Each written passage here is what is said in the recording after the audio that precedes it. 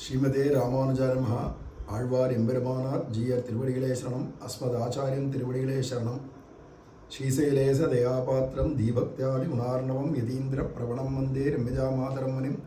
ஸ்ரீமத் கிருஷ்ண சமாஹ்வாய நமோ யாமுனசூனவே யத்கடாட்சைக்க லக்ஷாணாம் சுலப ஸ்ரீதர சதா.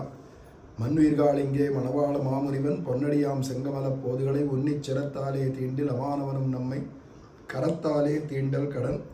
அஸ்மத் ஆச்சாரியம் திருவடிகளே சரணம். திருமாலையனுடைய 3வது பாசுரம்.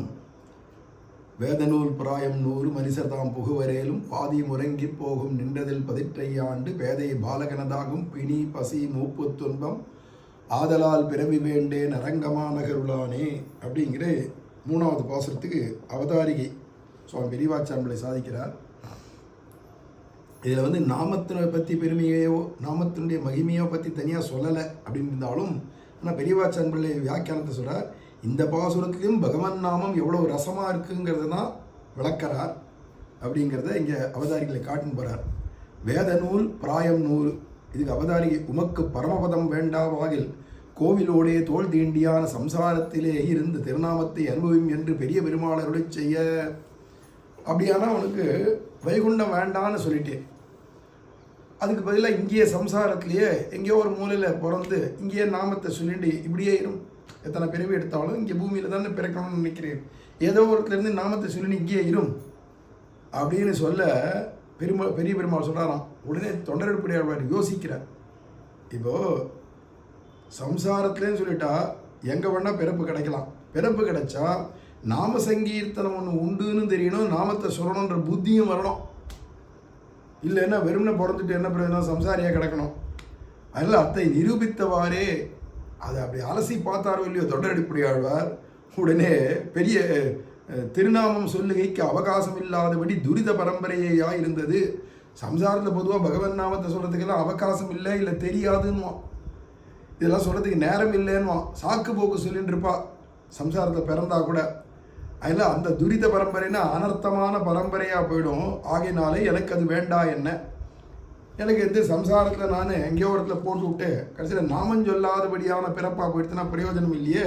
அதனால எனக்கு இந்த மாதிரி பிறப்பு வேண்டாம் அப்படிங்கிறார். வைகுண்டவானா அங்கே வர மாட்டேங்கிறார். இங்கே எங்கேயாவது ஒரு இடத்துல பிறடான்னா இங்கேயும் பிறக்க மாட்டேங்கிறார். ஆதலால் பிறவி வேண்டேன்றார்.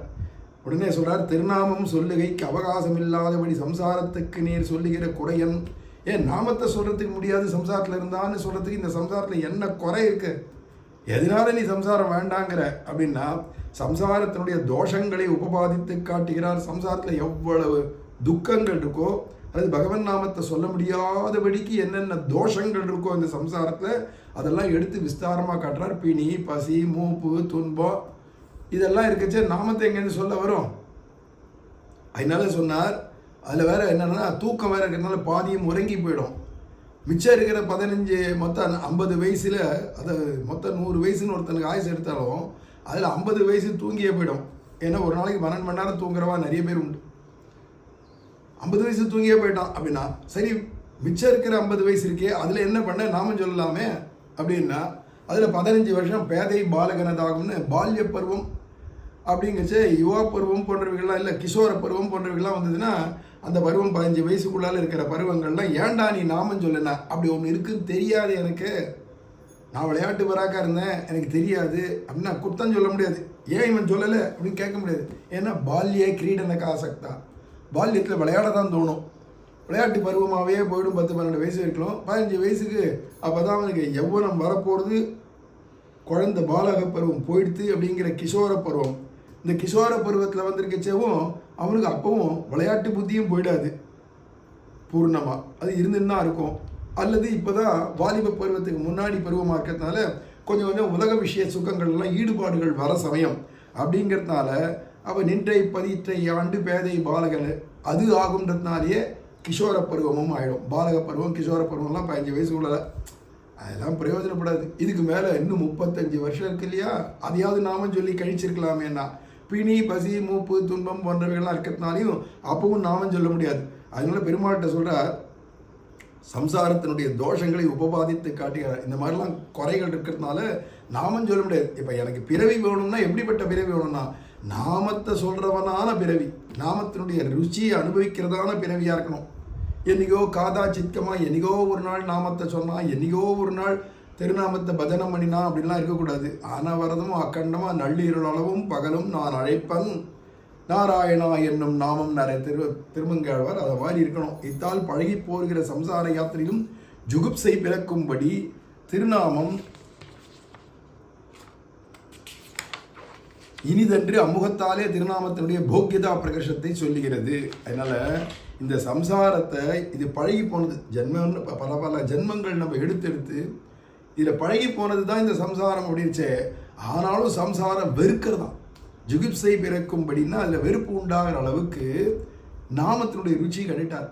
அப்போ சம்சாரத்தில் இருந்தாலும் நாம ருச்சி தெரிஞ்சு சொல்றவனா இருக்கணும் அப்படின்னு நாம ருச்சி எல்லாத்த காட்டிலும் உயர்ந்ததுங்கிறத காட்டுறார். வைகுண்ட ஆனந்தத்தை காட்டிலும் உயர்ந்தது, சம்சாரத்தில் கிடைக்கக்கூடிய அனுபவங்களை காட்டிலும் உயர்ந்தது. அப்படிங்கிறதால இந்த உபய விபூதி ஆகிய வைகுண்டம் அல்லது சம்சாரம் இது ரெண்டுத்தை காட்டிலும் உயர்ந்த ஒரு ஆனந்தம் கிடைக்கிறது. ஒரு திவ்ய தேசத்துலையோ இல்லை எங்கேயோ ஒரு மூலையில் உட்காண்டாலும் நாமம் சொல்றவனா இருக்கணும். மற்றதெல்லாம் இது இங்கே இருக்கிறது எல்லாம் வெறுப்பை உண்டாக்கக்கூடியது சம்சாரம்.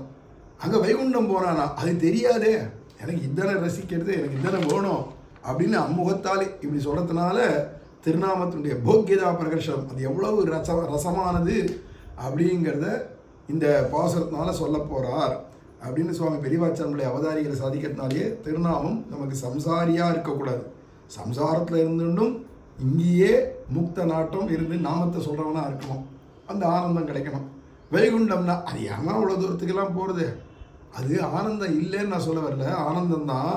ஆனால் இங்கேயே எனக்கு கிடச்சிருக்குச்சு, நான் எதுக்கு அங்கே போனோம் அப்படின்றவராக இந்த 2 பாசுரத்தில் சொன்னதுடைய விஷயத்தை 3வது பாசுரத்தில் காட்டுறாருங்க பெரியவாச்சாரனுடைய அவதாரிகளே.